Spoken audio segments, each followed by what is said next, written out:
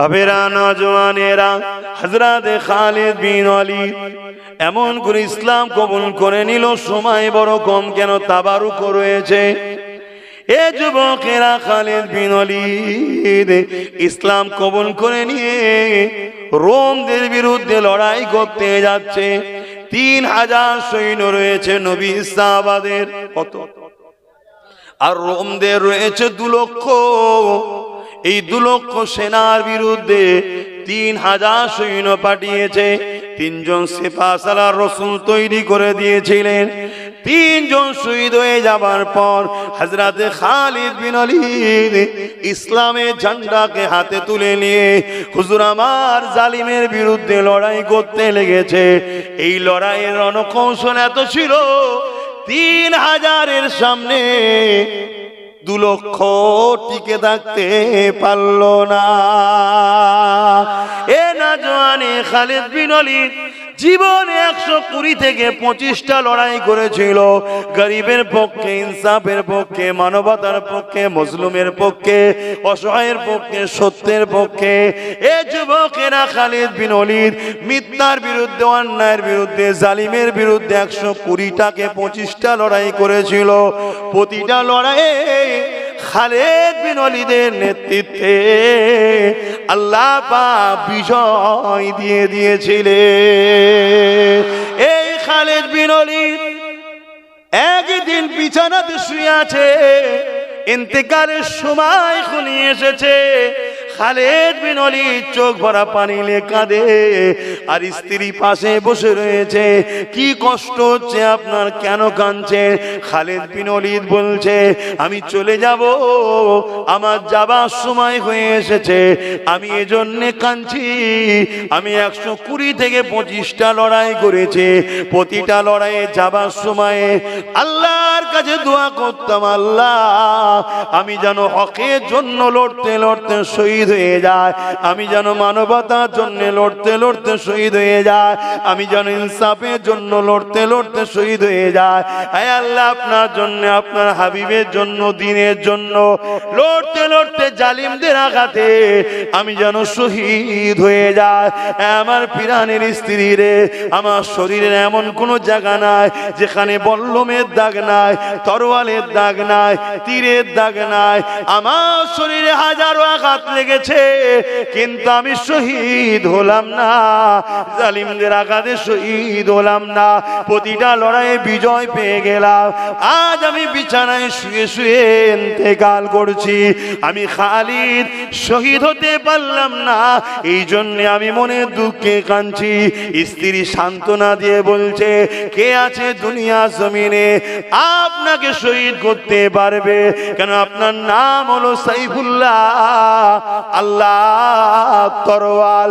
কে আছে জমিনের উপরে আল্লাহ তরোয়ালকে ভেঙে দিতে পারবে? এই আল্লাহ তার তরোয়ালকে ভাঙতে দেয়নি।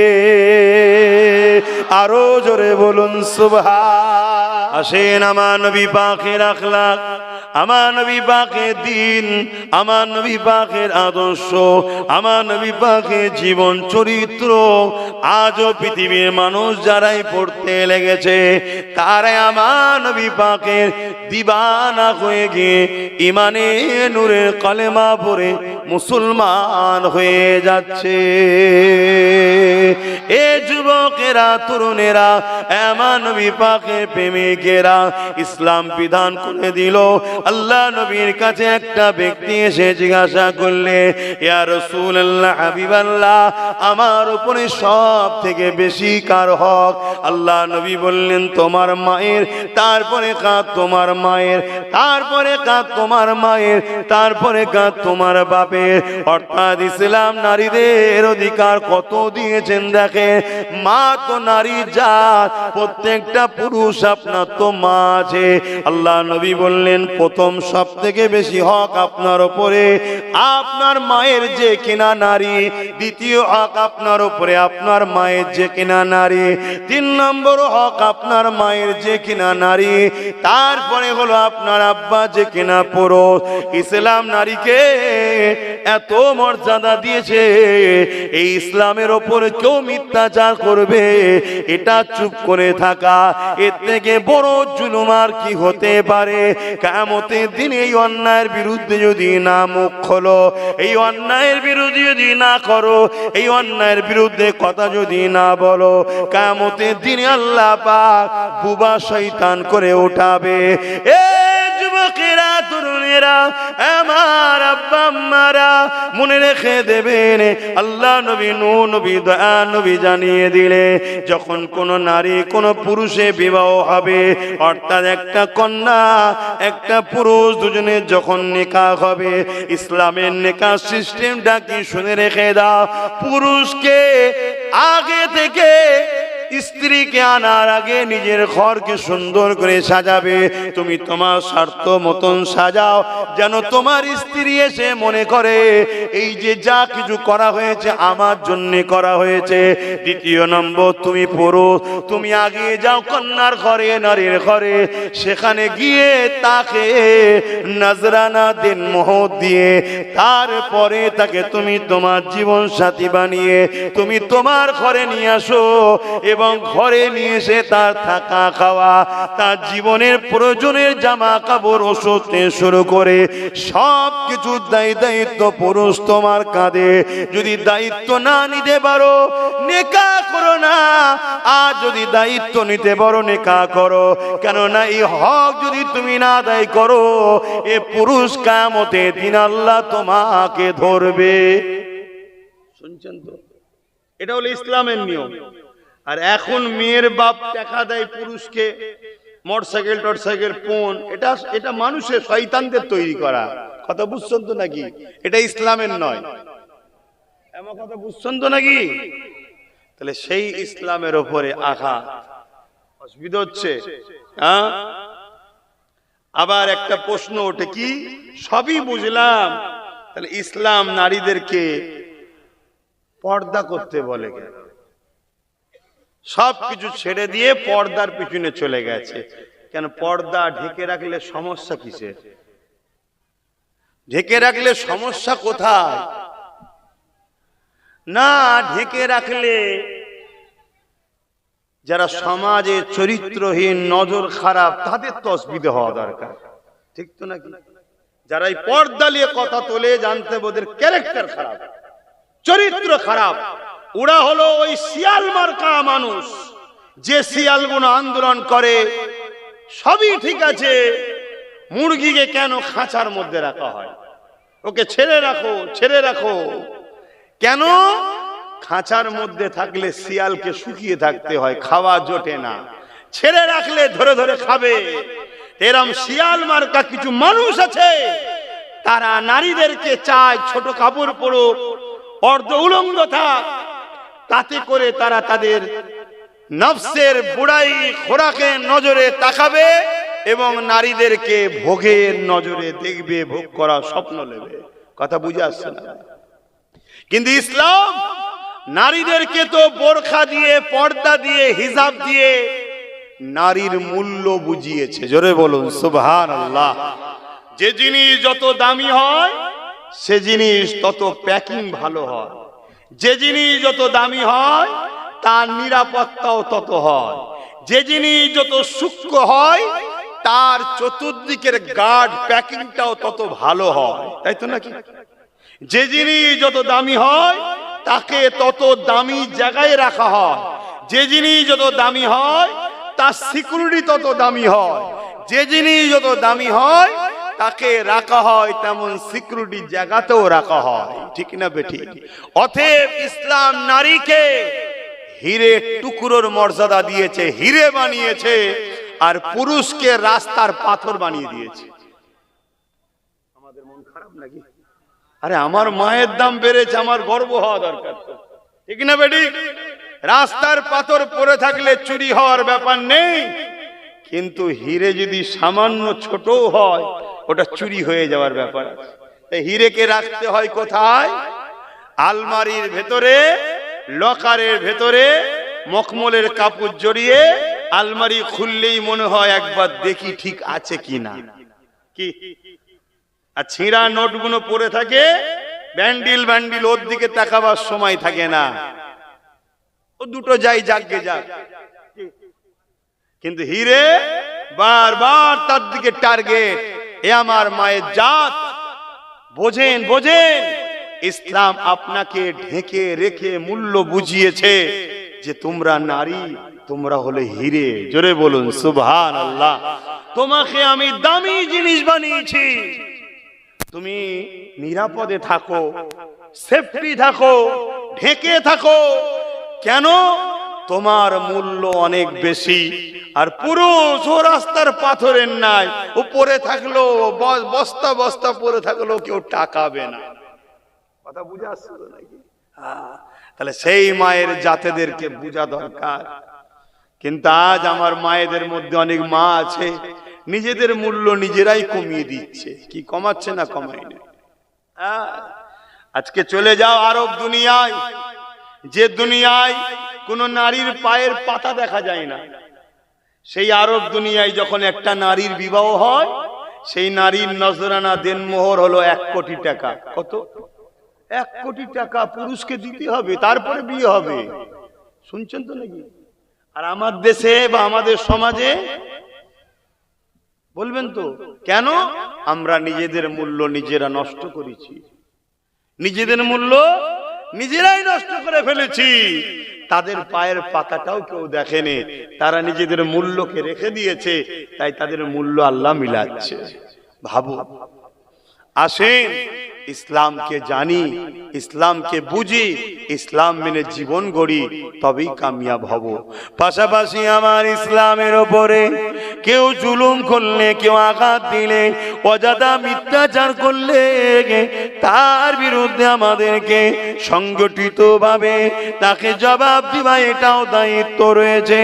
এ যুবকেরা, ইসলাম জুলুম কখনো করেনি, কিন্তু কেউ যদি ইসলামের উপরে আঘাত দিয়েছে, ইসলাম তাকে ডিফেন্স করতে বলেছে। যেমন বদরের জমিনে ঘটেছিল। বদরের জমিনে আমার রাসূল পাক সাল্লাল্লাহু আলাইহি ওয়াসাল্লাম মক্কা জমিন থেকে হিজরত করে ইয়াসরিব মদিনা জমিনে চলে গেল। মদিনায় সাহাবা হুজুর দিগকে নিয়ে আল্লাহ নবী বড় আনন্দেতে, বড় শান্তিতে সেখানে নবী আমার দ্বীনের প্রচার করতে লেগেছে। কিন্তু মক্কা জালি সন্ত্রাস আবু জেহেল উতবা সাইবা তাদের সহ্য হলো না। তারা 1000-এর উপরে সৈন্য নিয়ে মদিনার উপরে হামলা করবে বলে এগিয়ে গেল। এ যুবকেরা, এই খবরটা আমার নবী পাক যখন পেয়ে গেলেন, আল্লাহ নবী সাহাবা হুজুর দিগকে বললে, বাবা সাহাবারা, মদিনার উপরে আবু জেহেল 1000 লোক নিয়ে আসছে, হামলা করবে। ওকে মদিনায় আসার আগে তাকে রাস্তায় রুখতে হবে, তার সঙ্গে আমরা কথা বলবো, তার সঙ্গে আমরা সলে করব। কেন? আমি তো মক্কা ছেড়ে দিয়ে ইয়াসরিব মদিনায় চলে এসেছি, তারা মদিনাতে রয়েছে, আমি তো তাদের মক্কায় রয়েছে, আমি তো তাদের ওখানে যাইনি, তাদের সঙ্গে কোনো কথা বলতেও চাইনি। তারা কেন আমার মদিনায় এসে হামলা করবে? এই ব্যাপারে তাদের সঙ্গে একটা আলোচনা আমরা করব, চলো। কিন্তু মদিনায় যদি ঢুকে পড়ে, আলোচনা তারা না করে হয়তো হামলা করে দিতে পারে। যে হামলাতে মদিনার মুরব্বীরা, মদিনার নারীরা, মদিনার বাচ্চাদের উপরও হামলা করতে পারে। কেন? যারা জালিম হয় তাদের কাছে কোনো দয়া ময়া বলে কিছু নাই। জালিমদের একটাই জিনিস, ক্ষমতার জন্য নিজের পরিবারকেও হত্যা করতে পিছপা হয় না। ইতিহাস এমন পাওয়া যায় না, যায় না? কথা বলছেন না কেন? ঠান্ডায় পুরো জড়ো হয়ে গেল নাকি? নতুন ঠান্ডা পড়ছে বলে। জালিম যারা হয় তাদের কাছে শিশু বাচ্চা বলে কিছু নেই। যেমন এই পশ্চিম বাংলায় 2021-এ ভোটের গণনার পর জালিমরা, এই রাজ্য সরকারের লোকেরা অনেকের ঘর বাড়ি ভাঙচুর করেছে না করেন? এটা আওয়াজ দিয়ে বলুন, করেছে না করেন? এরা জালিম, এদেরকে সাপোর্ট করা চলবে না, হারাম। কথা বুঝে আসছে? এরা জালিমেরা। এমনকি দক্ষিণ 24 পরগনায় বেশ কিছু বিধানসভাতে রোজার মাস ছিল, মনে পড়ছে তো? ইফতার পর্যন্ত ফেলে দিয়েছে, বাচ্চা ছেলেদেরকে পর্যন্ত আঘাত করেছে, কল তুলে চলে গেছে, ইফতারের যে পানি ওই পানিটা পর্যন্ত খেতে দেয় না। এরা জালিম। কেন? তার বাড়ির কেউ হয়তো জালিমকে ভোট না দিয়ে অন্যদিকে দিয়েছিল, তাই জুলুম করছে। কথা শুনছে? এইভাবে অত্যাচার করেছে। তো এটা জালিমদের অভ্যাস, এটা নতুন নয়। এরা আগামী দিন আরো করবে, এরা আগামী দিন আরো করবে। কখন করবে? যখন এদেরকে আমরা ছেড়ে দেব। প্রথম ছোট কুড়ি বেরোয়, এই গাছটা আস্তে আস্তে বড় হয় না, হয় না? কথা বলো, বড় হয়। যখন আপনি ছেড়ে দেবেন এর পাপাচার বাড়বে। আর একে যদি এক্ষুনি নির্মূল করে দেওয়া হয় তাহলে জালিমের জুলুম খতম হয়ে গেল। আর আল্লাহর সৃষ্টিকে যে জালিমদের হাত থেকে বাঁচায়, এর থেকে বড় জিহাদ আর কি হতে পারে? জোরে বলুন সুবহানাল্লাহ। আমার নবীর মিশন তো এটাই ছিল। আমার নবী শুধু নয়, যত নবীরা এসেছে মিশন কি ছিল? জালিমদের হাত থেকে আল্লাহর সৃষ্টিকে বাঁচানো। জোরে বলুন সুবহানাল্লাহ। বদরে তো এটাই হয়েছে, খাইবারে তো এটাই হয়েছে, হুনাইনে এটাই হয়েছে, উহুদে এটাই হয়েছে। কিন্তু আজ আমাদের যুবকরা ঘাবড়ে যাচ্ছে। আমাদের যুবকরা বলছে কি হবে ভাইজান, ওদের হাতে বোম আছে, ওদের হাতে বন্দুক আছে, ওদের হাতে মেশিন আছে, ওদের হাতে এই আছে। আরে ওটা কি হাতে দেখছি? বদরে জালিমদের হাতেই অস্ত্র ছিল। বদরে অস্ত্র কাদের হাতে ছিল? আরে কথা বলছে না তো? কিন্তু বিজয়টা কাদের হয়েছে? ঘাবড়াচ্ছ, ঘাবড়াচ্ছ কেন? আর আল্লাহ যদি তোমাকে জালিমদের হাত থেকে মনুষ্য জাতিকে, ইনসাফকে, ইনসানিয়াতকে, ন্যায়কে, মানবতাকে, সত্যকে, গরিবকে উদ্ধার করার জন্য যদি আব্বাস সিদ্দিকীর এই লড়াইয়ে মরণ থাকে, এই মরণটা তো আমার জন্য নিয়ামত ওয়ালা মরণ হবে। জোরে বলুন সুবহানাল্লাহ। আমি মরবো না, মরবো না? কথা বলে বলতে লজ্জা লাগছে যে হুজুর মানুষ বলি কি করি? এটা তো চির সত্য। হুজুর তো কি হয়েছে, মরণ তো হবেই রে বাবা, ঠিক না বেটি? তাহলে এমনি ঘরে বিছানায় পড়ে মরা বা এমনি মরা, যাক সম্মরণই। আমি চাই ইমান হালে যে মরবে সেই কামিয়াবি। কিন্তু তারপরও ওই মরণটা কত সুন্দর, যে মরণের উদ্দেশ্য জুলুমের বিরুদ্ধে, অন্যায়ের বিরুদ্ধে, খুনের বিরুদ্ধে, নেশার বিরুদ্ধে, অত্যাচারের বিরুদ্ধে, মানবতার পক্ষে, ইনসাফের পক্ষে, এতিমের পক্ষে, বিধবার পক্ষে, মজলুমের পক্ষে, ন্যায়ের পক্ষে, সত্যের পক্ষে দাঁড়ানোর জন্য যে মরণটা হবে, ওই মরণটা তো আল্লাহর পক্ষ থেকে একটা নিয়ামত। জোরে বলুন সুবহানাল্লাহ। এই মরণটা কেমন? জান বেরোবার আগে জান্নাত দেখানো হয়। জোরে বলুন সুবহানাল্লাহ। মরণ তো সেই হবে।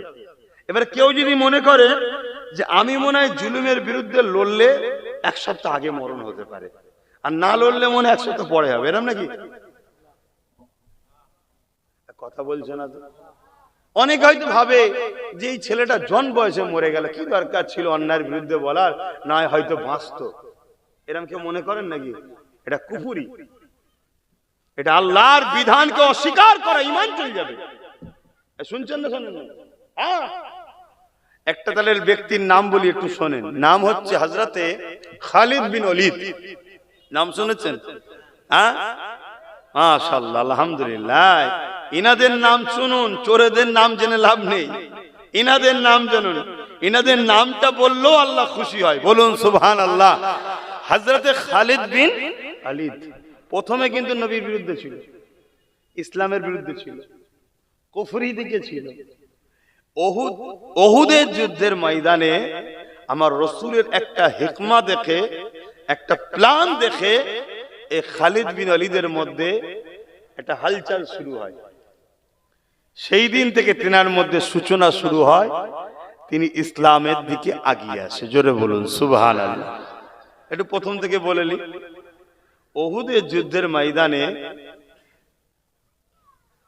খালিদ বিন ওলীদ আরেকজন জালিম সরদারের সঙ্গে বসে মিটিং করেছিল দুজনে, কি যে মুসলমান নামাজ কখনো ছাড়ে না, মুসলমান, আর এখন মুসলমান নামাজ কখনো পড়ে না।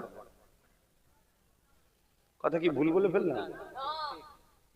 এখন মুসলমান নামাজ কখন পড়ে না? কি আমি বলে দেবো, এমন যুবক ছেলে আছে জুম্মাও পড়ে না। তাহলে বলো তুমি কি, তুমি আমার ভাই, তোমায় বুঝাচ্ছি। এমন বোন আছে, বোনেদের তো নারীদের তো ঈদ বকরা ঈদ নেই, সারা বছরই নামাজ পড়ে না। তাহলে বলুন সেও তো মুসলমান? বলুন এই মেয়ে যদি কালকে জুলুমের শিকার হয়ে যায়, এতে আফসোস করার তো কিছু নেই। ওকে কে বাঁচাবে? আল্লাহ ছাড়া কেউ বাঁচাতে পারে কি? হ্যাঁ? আর অথচ আম্মাদের হাজেরা জালিম বাদশার খপ্পরে পড়ে গেছিল, জানেন তো নাকি?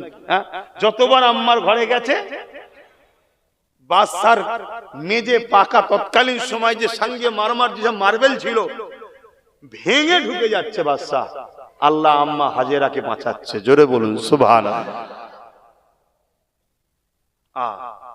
আর এখন লক্ষ লক্ষ মুসলিম মেয়ে, লক্ষ লক্ষ মুসলিম মেয়ে, হাজার নয়, ডাটা বলছি, ডাটা জালিমদের চক্রান্তের শিকার অলরেডি হয়ে গেছে। মুসলিম মেয়ে যাদের সতীতা নষ্ট হয়ে গেছে, তাদেরকে অপবিত্র করা হয়েছে। কেন? কেন? কেন? জালিমরা দেখেছে মুসলিম নারীদের যদি রেহেমটা পবিত্র থাকে, আবার সালাউদ্দিন আসবে, আবার মোহাম্মদ বিন কাসেম আসবে। শুনছেন? যাদের মোকাবেলা করার মতো পৃথিবীতে কোনো মা সন্তান জন্ম দিতে পারেনি। অতএব মুসলমানের সঙ্গে লড়াই ডাইরেক্ট করে পারবো না। এদের মায়ের জাত নারীকে টার্গেট কর। কিভাবে টার্গেট করছে? স্কুলে পড়ে, কলেজে পড়ে, ভার্সিটিতে পড়ে। শুনছেন তো? এই মিডিয়া শুনছো? ভালো ধরে করো, ছাড়বে। যদি শুনে 10টা মেয়ে বোঝে। এদের কাছে একটা প্রোপাগান্ডা চালু করা হয়েছে। কি? একদল ইসলাম বিদ্বেষী ঘরের ছেলেরা একসাথে পড়ে, তারা এসে বলবে তোমাদের কোরআনের আয়াতটা খুব সুন্দর, তোমাদের এই হাদিসটা খুব সুন্দর, ইসলামের এই কাজটা খুব ভালো লাগে। আমার মায়ের জাত এমনি নরম দিলে সে ভাববে ইসলামের দিকে মনে হয় আগ্রহ আছে, একে একটু ইসলামের কথা শোনাই। শুনছেন না? কিন্তু প্ল্যান মাফিক কাজ হচ্ছে। যখন আর একটু শোনাবে, ফোনে কথা হবে, তোর ফোন নাম্বারটা দিয়ে কিছু জানার হলে জানবো, হাই হ্যালো মেসেজ, হোয়াটসঅ্যাপ, আরো কি কমনে আছে। আস্তে আস্তে সম্পর্ক বাড়ছে না কমছে? আগুন আর মোম কখনো এক জায়গায় থাকলে যে কোনো একটা তো যাবে নাকি? কথা বলে। এভাবে এক জায়গায় হতে হতে হতে হতে একটা দিন আমার বোনটার পবিত্রতাকে নষ্ট করছে। একটা দিন বলছে আমি তোদের দিকে চলে যাব, কিন্তু পরিকল্পনা শুধু নষ্ট করো। একটা দিন হয়তো সন্তানও হয়ে যাচ্ছে, সন্তান সমেত ছেড়ে দিচ্ছে। একটা দিন হয়তো সন্তান এসে যাচ্ছে, ওই অবস্থাতে ছেড়ে দিচ্ছে। বাপ আর মা কাউকে জানায়নি, তাড়াহুড়ো করে বিয়ে দিয়ে দিয়েছে। ওই সন্তান কিন্তু জমিনে আসছে। যে সন্তান মুসলিম ঘরে বড় হবে, সবাই জানবে মুসলমানের বাচ্চা, কিন্তু ওই সন্তান বড় হয়ে ইসলামের উপকারে আসবে না। আজকে যেসব মুসলিম এক একটা নেতা আছে দেখছেন না, শেষ করে ফেলছে। এই রকম প্রোটেকশন তৈরি হচ্ছে। এই কথা বুঝছেন না? বোঝেন না? কথা খারাপ লাগছে আমার? অসুবিধা হচ্ছে নাকি? কি শুনবেন বাবারা? এই ওখান থেকে নবীর প্রেমে ঝাঁপ দিয়ে পড়ে গেছে, ওখানে চলে গেছে। হ্যাঁ, ওটাও শোনেন, মানা করছি নি, কিন্তু কি চলছে বাস্তবটা? সময়ের দাবি কি? সময় কি চাইছে এটা একটু শোনো। এসেছি তোর আগে 3 বার, অনেক কাজ করেছি তো। তাহলে আজকে আমার প্রত্যেকটা বাপকে বলবো, আমার মা বোনের নারীর জাতেরা, আমার বোনেরা হয়তো এই কথা শুনে মনে দুঃখ পেতে পারে। কিছু করার নেই, কিছু করার নেই। তুমি একা ধ্বংস হচ্ছ তা নয়, তোমার ভুলের কারণে এই সমাজে এমন একটা বিস্ফোরা সন্তান আসছে যার দ্বারা ইসলাম সমাজটা পুরো ক্ষতি হচ্ছে। সে বড় হয়ে হয় ক্রিমিনাল হচ্ছে, অন্যায় চরিত্রহীন। আমাদের নয় সে কথা বুঝে আসছে না? আমি আর খুলে বলতে পারছি না তো। তাহলে বদলাম হেডলাইনে কি হবে? মুসলমান দেখো কি সেই বদনাম আমাদের হচ্ছে। এইভাবে ইসলামের ঘরের বেটিগুলোকে টার্গেট করা হয়েছে, শুনছেন? তাই আমি প্রত্যেকটা বাপকে বলবো, পড়াও, পড়াতে হবে, পড়াতে আমি নিষেধ করছি না, সাথে করে নিয়ে যাও, সাথে করে নিয়ে আসো, ফোন দাও ছোট ডিব্বা, শুধু খোঁজ লিবার, মা কোথায়, তুই কোথায়, যাবো এক্ষুনি, এই শুনছেন না শোনেন না? এতে আমার বোনেরা কষ্ট পেলেও পেতে পারে, কিন্তু জাহান্নামের হাত থেকে বাঁচাবার রাস্তা দেখাচ্ছি বোনগুলোকে, শুনছেন না শোনেন না? আর যখন তখন তার ফোনকে 2 দিন 3 দিনের জন্য নিয়ে নাও, কোথা থেকে ফোন আসছে, কি ব্যাপার দেখো। একটা পুরুষের গায়ে পুরো ছিঁড়া জামার মতো যদি দাগ লেগে যায়, কিচ্ছু যায় আসে না, ও নিজে পাপী, সমাজের কোনো ক্ষতি হবে না, আপনার মুখে চুনকালি কিছুক্ষণ লাগলেও লোক ভুলে যাবে। কিন্তু একটা মা যদি, আমার মায়ের জাত নারী যদি রেহেম অপবিত্র হয়ে যায়, এমন বিস্ফোরা জন্মাবে, ইসলামের তো দুশ্মন হবে। হক্কানি আলেমরা যখন ইসলামের বিরুদ্ধে বলবে, ও তখন দাঁড়িয়ে গিয়ে বলবে তোমার ওয়াজ বন্ধ করো, এখানে সমাজ চলবে না, আমার নেতা নেত্রীর কথা চলবে, অন্য কারো কথা চলবে না। এমন মুসলমান আছে না নাই? হ্যাঁ, এইসব বিস্ফোরা কথা বুঝে আসছে না নাই? এদের মুখ থেকে কখনো শুনতে পাবেন না, এদের মুখ থেকে কখনো শুনতে পাবেন না যে কোরআন শেষ হয়ে যাবে বললে এটা অন্যায় করেছে, এটা বলবে না। আর আমরা যখন বলবো যে কোরআন শেষ করবে বলেছে, সে শয়তান বদমাইশ, তার 7 দিন নিয়ে তোর ঈমান চলে যাবে, তখন আমাদের সমালোচনা করবে। এই কথা বুঝছেন না? কিচ্ছু করার নেই বাপ, দিনটা অনেক কষ্ট করে এসেছে। এই দিনটাকে, আমার ছেলে গান শুনেছে, আমার ছেলে যাত্রায় গেছে, আমার মেয়ে টিভি দেখে ফেলেছে, আমার মেয়ে গান শুনে ফেলেছে, ওটা কিছুক্ষণের জন্য গুনাহ করেছে, তওবা করলে মাফ হয়ে যাবে, শুনছেন তো নাকি? কিন্তু গোড়া যদি গন্ডগোল হয়ে যায়, গোড়া যদি গন্ডগোল হয়ে যায়, তাহলে কি হবে? বাবেরা, নওজওয়ানেরা, হযরত খালিদ বিন ওয়ালিদ এমন করে ইসলাম কবুল করে নিল, সময় বড় কম কেন, তাবারুক রয়েছে। এ যুবকেরা, খালিদ বিন ওয়ালিদ ইসলাম কবুল করে নিয়ে রোমদের বিরুদ্ধে লড়াই করতে যাচ্ছে। 3000 সৈন্য রয়েছে নবী সাহাবাদের, কত? আর রোমদের রয়েছে 2 লক্ষ। এই 2 লক্ষ সেনার বিরুদ্ধে 3000 সৈন্য পাঠিয়েছে। 3 জন সিপাহসালার রাসূল তৈরি করে দিয়েছিলেন। 3 জন শহীদ হয়ে যাবার পর হযরত খালিদ বিন ওয়ালিদ ইসলামের ঝান্ডাকে হাতে তুলে নিয়ে হুজুর আমার জালিমের বিরুদ্ধে লড়াই করতে লেগেছে। এই লড়াইয়ের রণকৌশল এত ছিল, 3000-এর সামনে 2 লক্ষ টিকে থাকতে পারল না। এ নওজওয়ানে খালিদ বিন ওয়ালিদ জীবনে 120 থেকে 25টা লড়াই করেছিল, গরিবের পক্ষে, ইনসাফের পক্ষে, মানবতার পক্ষে, মজলুমের পক্ষে, অসহায়ের পক্ষে, সত্যের পক্ষে। এ যুবকেরা, খালিদ বিন ওয়ালিদ মিথ্যার বিরুদ্ধে, অন্যায়ের বিরুদ্ধে, জালিমের বিরুদ্ধে 120টাকে 25টা লড়াই করেছিল। প্রতিটা লড়াইয়ে খালিদ বিন ওয়ালিদের নেতৃত্বে আল্লাহ পাক বিজয় দিয়ে দিয়েছিলেন। এই খালিদ বিন ওয়ালিদ একদিন বিছানাতে শুয়ে আছে, ইন্তেকালের সময় ঘনিয়ে এসেছে। খালিদ বিন ওয়ালিদ চোখ ভরা পানি নিয়ে কাঁদে, আর স্ত্রী পাশে বসে রয়েছে। কি কষ্ট হচ্ছে আপনার, কেন কাঁদছেন? খালিদ বিন ওয়ালিদ বলছে, আমি চলে যাব, আমার যাবার সময় হয়ে এসেছে, আমি এজন্যে কাঁদছি। আমি 120 থেকে 25টা লড়াই করেছি, প্রতিটা লড়াইয়ে যাবার সময়ে আল্লাহর কাছে দোয়া করতাম, আল্লাহ আমি যেন হকের জন্য লড়তে লড়তে শহীদ শহীদ হয়ে যায়, আমি যেন মানবতার জন্য লড়তে লড়তে শহীদ হয়ে যায়, আমি যেন ইনসাফের জন্য লড়তে লড়তে শহীদ হয়ে যায়। হে আল্লাহ, আপনার জন্য, আপনার হাবিবের জন্য, দ্বীনের জন্য লড়তে লড়তে জালিমদের আঘাতে আমি যেন শহীদ হয়ে যায়। আমার পিরানের স্ত্রী রে, আমার শরীরের এমন কোনো জায়গা নাই যেখানে বল্লমের দাগ নাই, তরোয়ালের দাগ নাই, তীরের দাগ নাই।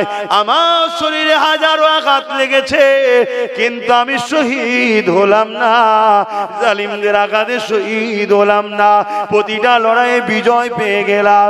আজ আমি বিছানায় শুয়ে শুয়ে ইন্তেকাল করছি, আমি খালিদ শহীদ হতে পারলাম না, এই জন্য আমি মনে দুঃখে কাঁদছি। স্ত্রী সান্ত্বনা দিয়ে বলছে, কে আছে দুনিয়া জমিনে আপনাকে শহীদ করতে পারবে? কেন আপনার নাম হলো সাইফুল্লাহ, আল্লাহ তরোয়াল। কে আছে জমিনের উপরে আল্লাহ তরোয়াল খেয়ে ভেঙে দিতে পারবে?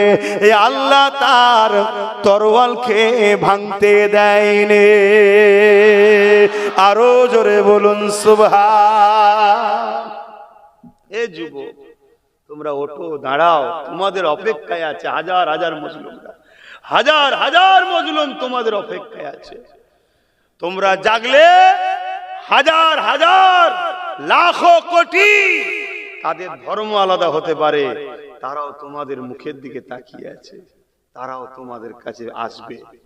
তোমরাই পারো মানুষের চোখের পানি মুছতে, তোমরাই পারো মানুষের মুখে হাসি ফুটাতে, তোমরাই পারো এই সমাজে ন্যায় প্রতিষ্ঠিত করতে। তোমরাই তো খালিদ বিন ওয়ালিদের উত্তরসূরি, তোমরাই তো মোহাম্মদ বিন কাসেমের উত্তরসূরি। একটা 17 বছর 18 বছরের ছেলে, তার মোকাবেলায় জালিমরা থরথর করে কেঁপেছিল। বলো, তোমরাই তো সালাউদ্দিন আইবির উত্তরসূরি। তোমরা জাগো আমার ভাই, তোমাদেরকে ইচ্ছা করে গান ধরিয়ে দেওয়া হয়েছে, যাত্রা ধরিয়ে দেওয়া হয়েছে, মেলা ধরিয়ে দেওয়া হয়েছে, ফাংশন ধরিয়ে দেওয়া হয়েছে, বাড়ি বাড়ি টিভি ঢুকিয়ে দেওয়া হয়েছে, মোবাইল ধরিয়ে দেওয়া হয়েছে, মদ ঢুকিয়ে দেওয়া হয়েছে। খেয়াল করে দেখো, মুসলিম মেজরিটি এলাকাতেই মদের আড্ডা, মেলা, লড়ারি এগুলো মুসলিম মেজরিটি এলাকাতেই দোকান দেওয়া হয়। তোমাকে জড়াবে বলে কেন? তুমি যদি সুস্থ মাথায় জেগে থাকো, এই সমাজে তিলক তোমা, তাহলে রেপ হতো না। তুমি যদি সুস্থ মাথায় জেগে থাকতে, এই সমাজে তামান্না বোমে মরতো না। তুমি আজকে ঘুমিয়ে ঘুমিয়ে তাদের হাতের পুতুল হয়ে আছো বলেই তো তামান্না ছোট্ট বাচ্চা বোমের আঘাতে গেল, তিলক তোমা মানুষের সেবা করছে, রাত জেগে অপারেশন করছে, তাকে রেপ হয়ে চোখ দিয়ে খুন বেরিয়ে মারা গেল। আজ ইনসাফ হলো না কেন? মাথায় যে বসে আছে সেও বদমাইশ, এখানে বসে আছে সেও চিটিংবাজ, সব মিলেমিশে আছে। কথা কি কষ্ট লাগছে নাকি? একদম সাচ কথা বলে যাচ্ছি। যদি নিতে না পারো তাহলে বাপ আমার কিছু করার নেই, সমস্যা অন্য জায়গায়। আবারও কাছে আমি কথা বাড়াচ্ছি না।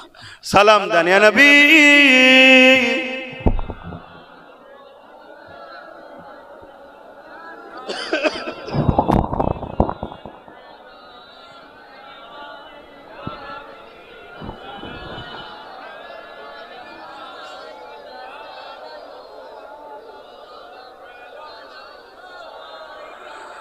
পড়িল আল্লাহ আরো বাণী, পোহালো দুঃখে রজনী,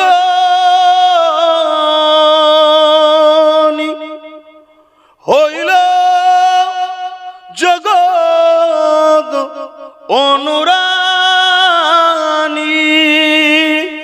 আমিনার নয় অনির্মণি,